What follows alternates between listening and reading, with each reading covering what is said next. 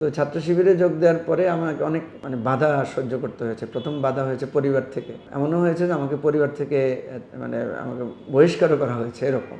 Thriller series, Saimun series, ওইটা পড়তে গিয়ে আমার কাছে এক ধরনের বিপ্লব, ইসলামী বিপ্লবের একটা আকর্ষণ আমার মনে জাগ্রত হয়েছে। এবং ছাত্র শিবিরের যে পদ্ধতি, আমি মূলত ছাত্র শিবিরে যোগ দিই 1988 সালে। আমার 4 বোনের হাজব্যান্ডই মুক্তিযোদ্ধা।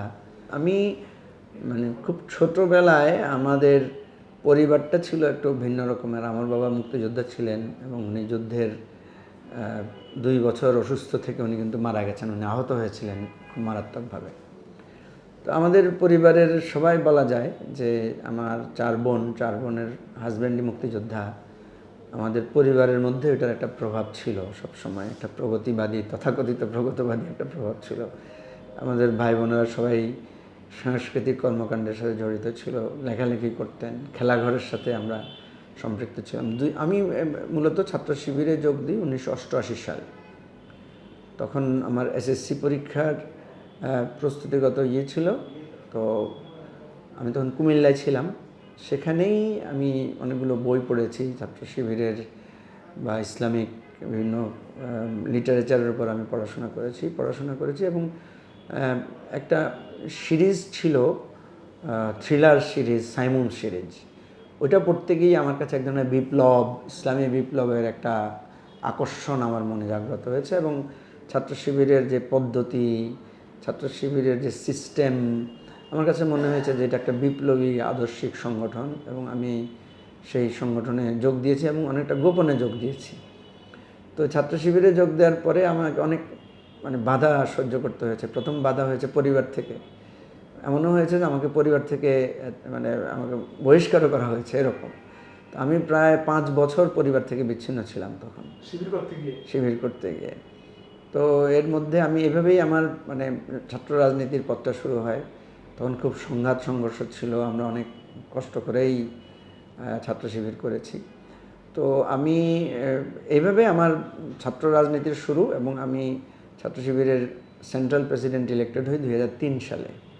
এর আগে 2002 সালে আমি ছাত্র শিবিরের সেক্রেটারি জেনারেল ছিলাম। এর আগে চিটাগাং ইউনিভার্সিটির সভাপতি ছিলাম। যাই হোক, তো 2003 সালের শেষে আমার ছাত্র জীবন শেষ। আমি 2004 সালে কিন্তু ছাত্র শিবিরের আমার অধ্যায় শেষ। এটা ধরেন আজ থেকে প্রায় 20-21 বছর আগের কথা। তো অনেকে আমাকে মনে করে যে আমি ছাত্র শিবিরের সভাপতি ছিলাম, তো সেটা তো 20 বছর আগের কথা। এরপরে আমি জামাতের সাথে যুক্ত হই 2004 সালে এবং জামাতে যুক্ত হওয়ার পরে আমি কিন্তু খুব বেশি ভালো করে জামাত করা আমার হয় নাই। আমি বেসিক্যালি কিছুদিন একটা বিশ্ববিদ্যালয়ে শিক্ষকতা করেছি, এরপরে আমি পরিপূর্ণভাবে মিডিয়াতে যোগদান করি। তো আমাকে জামাতের কেন্দ্রীয় মজলিসে শুরা নির্বাচিত করা হয়, যেটা আমি কালচারাল অ্যাক্টিভিটিসের সাথে ছিলাম, মিডিয়ার সাথে ছিলাম। ঢাকা সিটিতেই আমি কাজ করেছি বেশিরভাগ। তো 2010 সালের পর থেকে আমার কাছে মনে হয়েছে যে যেহেতু আমি জামাতের সাথে আছি, জামাতের সেন্ট্রাল শুরায় আছি, সেখানে আমাদের অনেকগুলো চিন্তা আমার কাছে মনে হয়েছে যে আমি যেহেতু এখন শুরায় আছি, সুতরাং আমি কিছু কথা, যে জিনিসগুলো আমরা ফেস করেছি ছাত্র জীবন থেকে শুরু করে শেষ পর্যন্ত, এই জিনিসগুলো আলোচনায় আনা দরকার। তো বেসিক্যালি আমরা 3টা বিষয়ে আমরা আলোচনাটা শুরু করেছি। একটা আলোচনাটা ছিল এরকম যে ওই যে আলোচনাটা আপনি এখন করলেন, যে একটা ইসলামিক দল এবং একটা রাজনৈতিক দল, এই দুই একই চরিত্রে যখন ইসলামিক দল এবং রাজনৈতিক দল একই চরিত্রে যখন পারফর্ম করতে যায়, তখন আমরা দেখি এখানে নানা দ্বন্দ্বের তৈরি হয়। আমি যখন রাজনৈতিক দল আকারে কাজ করি তখন আমার শরিয়া লঙ্ঘন হওয়ার একটা থ্রেট তৈরি হয়। আবার আমি যখন ইসলামিক দল আকারে কাজ করতে যাই তখন আমার রাজনীতির জায়গাটা বাধাগ্রস্ত হয়। যেমন ধরেন আমি অনেক কথা বলা যায়, এটা আমি যেহেতু সময় কম অত ডিটেলস বলবো না। সেটা হচ্ছে ধরেন ইসলামিক ক্যারেক্টার যেটা আছে, যেমন আমরা ছাত্র জীবনে আমরা দেখতাম যে আমরা ছাত্রদের সামনেও বক্তব্য দিচ্ছি, ছাত্রীদের সামনেও বক্তব্য দিচ্ছি। তো ছাত্রীদের সামনে বক্তব্য দিতে গিয়ে আমরা যখন দেখি যে মাটির দিকে তাকিয়ে বক্তব্য দিচ্ছি, তখন তারা মনে করে যে কী ব্যাপার, এরা আমাদের দিকে তাকায় না, বক্তব্য দিচ্ছে কার উদ্দেশ্যে, তাকায় কোন দিকে।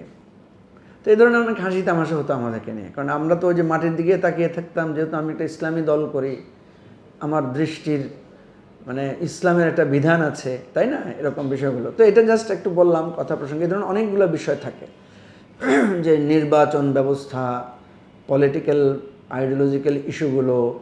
কারণ আপনি জানেন যে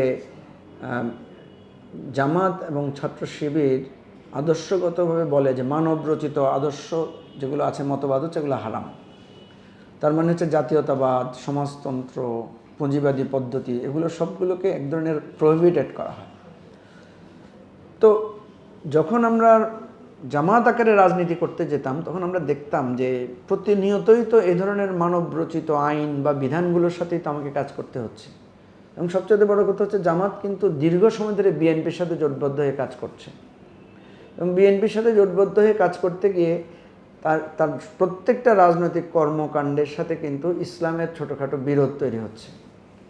তো সেই অর্থে আমরা তখন জামাতের মধ্যে এই ডিবেটটা তুললাম যে জামাতকে হয় ফুল ফ্লেজেড পলিটিক্যাল পার্টি আকারে কাজ করতে হবে, আইদার তাকে ফুল ফ্লেজেড ইসলামিক দল আকারে, ইসলামিক শরিয়া আকারে দল আকারে থাকতে হবে। এই দুইটা যদি পৃথক করা না হয় তাহলে দুই দিক থেকেই সে ক্ষতিগ্রস্ত হচ্ছে, এবং সে না রাজনীতিতে ভালো করতে পারছে, না তার কর্মীরা, তার নেতারা ইসলামের দৃষ্টিতে একদম পরিপূর্ণভাবে খালেজভাবে নিজেদেরকে উপস্থাপন করতে পারছে। তো আমরা এই ডিবেটটা দলের মধ্যে তুললাম। আরেকটা তুললাম, সেটা হচ্ছে আপনি জানেন যে 71 সাল নিয়ে জামাতের মধ্যে একটা বিরাট দ্বিধা বিভক্তি আছে, যে 71 সালে জামাত বাংলাদেশের স্বাধীনতার ব্যাপারে জামাতের একটা ভিন্ন অবস্থান ছিল। তো যেহেতু সে এই রাষ্ট্রটা চায় নাই, বাংলাদেশ স্বাধীনতা চায় নাই, কিন্তু বাংলাদেশ স্বাধীন হয়ে গেছে, তো স্বাধীন হওয়ার পরে জামাতের করণীয় কী? জামাতের করণীয়, যদি সে এই স্বাধীনতাকে মেনে নেয় তাইলে তাকে তার পূর্ববর্তী কর্মকাণ্ডের জন্য তাকে দুঃখ প্রকাশ করতে হবে, তাকে সরি বলতে হবে।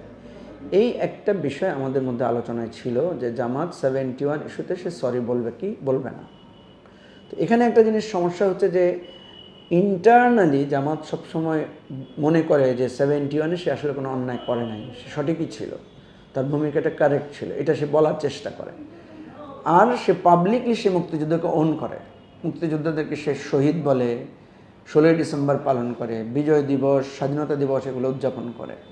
তাহলে আপনি যেই জিনিসটাকে সমর্থন করেন নাই, যে স্বাধীনতা, যে বিজয়কে আপনি মনে করেন যে সঠিক না, সেটাকে আপনি যখন পালন করেন, এটা কিন্তু আপনার রাজনীতির বয়ানের মধ্যে একটা দ্বন্দ্ব, একটা বিরোধ তৈরি করে। যেমন 1971 সালে জামাত আপনার পাকিস্তানি আর্মি যারা ছিলেন, তাহলে জামাতের দৃষ্টিতে তারা তো স্বাধীনতা যোদ্ধা, তারা তো দেশের অখণ্ডতা রক্ষার জন্য যুদ্ধ করেছে। তাহলে বাংলাদেশের মুক্তিযোদ্ধা যারা এই অখণ্ডতার ভঙ্গ করার জন্য যুদ্ধ করেছে, তাহলে তারা তো দেশের শত্রু। জামাত কিন্তু 71 সালে মুক্তিযোদ্ধাদেরকে দেশের শত্রুই মনে করেছে, ভারতের দালাল হিসেবেই তারা ট্রিট করেছে। কিন্তু স্বাধীনতা হয়ে যাওয়ার পরে, যুদ্ধের বিজয়ের পরে, এই মুক্তিযোদ্ধারা হচ্ছে দেশের জন্য তারা লড়াই করেছেন, যারা জীবন দিয়েছেন তারা শহীদ। জামাত কিন্তু এখন তাদেরকে শহীদই বলছে, তাদেরকে বীর মুক্তিযোদ্ধা হিসেবে সম্মানই দিচ্ছে। আপনি দেখবেন জামাত মুক্তিযোদ্ধাদেরকে সম্বর্ধনা দেয়, সম্মান করে, মুক্তিযোদ্ধার সন্তানদেরকে সে আর্থিকভাবে সহায়তাও করে। তাহলে 71 সালে সে যে মুক্তিযোদ্ধাদেরকে দালাল বলেছিল, দেশের শত্রু বলেছিল, এখন সে তাদেরকে কি বলছে? এখন সে তাদেরকে স্বাধীনতার সূর্য সন্তান বলছে, শ্রেষ্ঠ সন্তান বলছে। এই যে তার পরিবর্তন, এই পরিবর্তনটা তো একটা রাজনৈতিক ব্যাখ্যা তাকে বলতে হবে। আমাদের মূল বক্তব্যটা ছিল এখানে যে আমরা তো কোনো জামাতের শত্রু না, আমরা তো জামাতেরই কষ্ট করেই তো এই দল করেছি। এই জায়গাটায় আমরা যখন এই জিনিসগুলো দলের মধ্যে আলোচনাটা তুলেছি, তখন আমাদেরকে মনে করা হয়েছে যে আমরা বিশৃঙ্খলাকারী, আমরা দলের ঐক্য নষ্ট করতে চেষ্টা করছি, আমরা দলের মধ্যে বিভেদ সৃষ্টি করার চেষ্টা করছি। এভাবে আমাদেরকে নানাভাবে ব্লেম দেওয়া হয়েছে। আমরা চেয়েছিলাম যে জামাত বাংলাদেশে দীর্ঘ 70-80 বছর ধরে একটা রাজনৈতিক আন্দোলন করছে, এবং জামাতের একটা রেপুটেশন তৈরি হয়েছে, বিশেষ করে শিবিরের একটা হিউজ রেপুটেশন, যে শিবিরের ছেলেরা ভালো, তারা আদর্শবান, তারা মেধাবী, তারা লেখাপড়া করে, তাদের একটা সিস্টেম আছে। আপনি দেখবেন আওয়ামী লীগের লোকেরাও শিবিরের প্রশংসা করে, বিএনপির লোকেদেরকেও আমি বহু দেখেছি, তারা শিবির জামাতের যথেষ্ট প্রশংসা করে।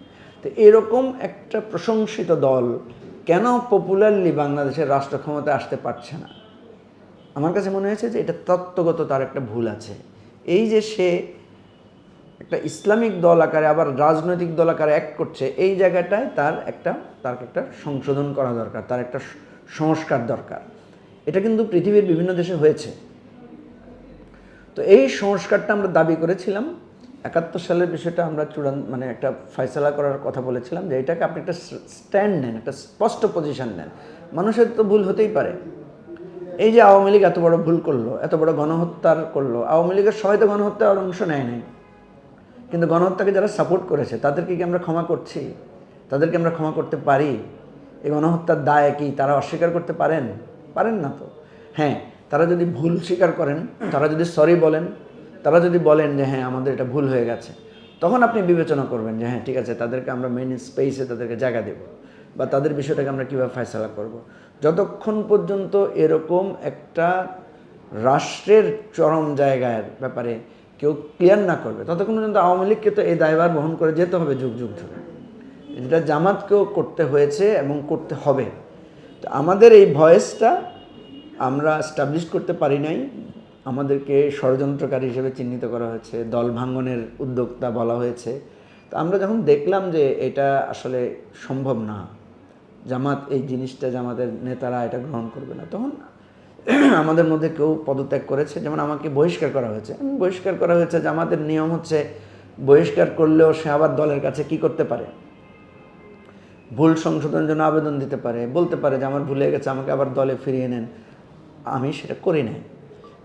আমাকে যখন বহিষ্কার করা হয়েছে আমি এটা মেনে নিয়েছি, এবং মেনে নিয়ে বেরিয়ে এসে আমরা নতুন একটা রাজনৈতিক দলের সূচনা করেছি। আমি মনে করি এটা আমার অধিকার আছে। জামাতের কনস্টিটিউশনেই তো বহিষ্কার এবং পদত্যাগের বিধান আছে। তো আমি তো পদত্যাগ করতেই পারি, বা জামাত আমাকে বহিষ্কার করতেই পারে। তো আমাকে বহিষ্কার করেছে, অসুবিধা কী? হ্যাঁ, জামাতে হয়তো আমি জামাতের দৃষ্টিতে আমি অপরাধী, কোনো অসুবিধা নাই। আমি বেরিয়ে এসেছি, আমি একটা নতুন রাজনৈতিক দল করেছি, এবং আমরা প্রথম দিনই বলেছি এটা কোনো জামাতের লেগেসি বহন করে না, আমরা কোনো ধর্মীয় রাজনৈতিক দলও না, আমরা মানে একটা নতুন কনসেপ্ট নিয়ে রাজনীতি করছি। ফলে আপনি দেখবেন আমাদের দলে কিন্তু জামাতের সেরকম লোক আসে নাই, জামাতের লোকদেরকে আমরা আহ্বানও করি নাই যে আসেন আমাদের দলে আসেন। আমরা একটা মেইন স্ট্রিম ফোকাসড একদম পিওর পলিটিক্যাল পার্টি আকারে আমরা কাজটা শুরু করেছি। এবং প্রথম দিকে অনেকে আমাদেরকে হেয় প্রতিপন্ন করেছে, অনেকে আমাদেরকে উপহাস করেছে, অনেকে আমাদেরকে বলেছে কিছুই হবে না। আমরা চেষ্টা করেছি। অতীতে যা হয় নাই, অতীতে তো বিদ্যুৎটা অতীতে আবিষ্কার হয় নাই, যখন আবিষ্কার হয়েছে ওটা তো নতুনভাবে আবিষ্কার হয়েছে। কম্পিউটার তো অতীতে ছিল না, সে যখন আবিষ্কার হয়েছে তখন তো সে নতুনভাবে আবিষ্কৃত হয়েছে। তো সেজন্য আমরা এই নতুন কাজটা করেছি। এবং আপনি দেখেন গত 4-5 বছরে এবি পার্টি একটা রাজপথের সংগ্রামী লড়াকু দল, এবং একটা পিওরলি একটা পলিটিক্যাল পার্টি আকারে নিবন্ধিত হয়েছি আমরা। এবং আমাদের নেতৃবৃন্দের বক্তব্য, আমাদের কথাবার্তা, আমাদের যেই আদর্শের জায়গাটা থেকে আমরা যেটা বলছি, এটা আস্তে আস্তে মানুষের কাছে গ্রহণযোগ্য হচ্ছে। এবং এবারে যেই আন্দোলন সংগ্রামটা হয়েছে সেখানে আমরা মনে করি আমাদের একটা চিন্তার বিজয় হয়েছে। আমরা যে চিন্তাটা থ্রো করেছিলাম যে মতাদর্শ বা ধর্মীয় বিভেদ না, আমাদেরকে ঐক্যবদ্ধ করতে পারে আমাদের অধিকারের দাবি। কোটা সংস্কারের অধিকারের দাবিটাই আপনি দেখবেন বিএনপিও একমত, জামাতও একমত, সকল ইসলামিক দলও এটাকে সাপোর্ট করেছে, total secular front, left front সবাই এটাকে সাপোর্ট করেছে। এবং সবাই সাপোর্ট করেছে, ঐক্যবদ্ধ হতে পেরেছে বলে কোটার দাবিটা একসময় রাষ্ট্র মেরামতের, রাষ্ট্র সংস্কারের দাবিতে পরিণত হয়েছে, এবং শেখ হাসিনার চরম পতন সম্ভব হয়েছে।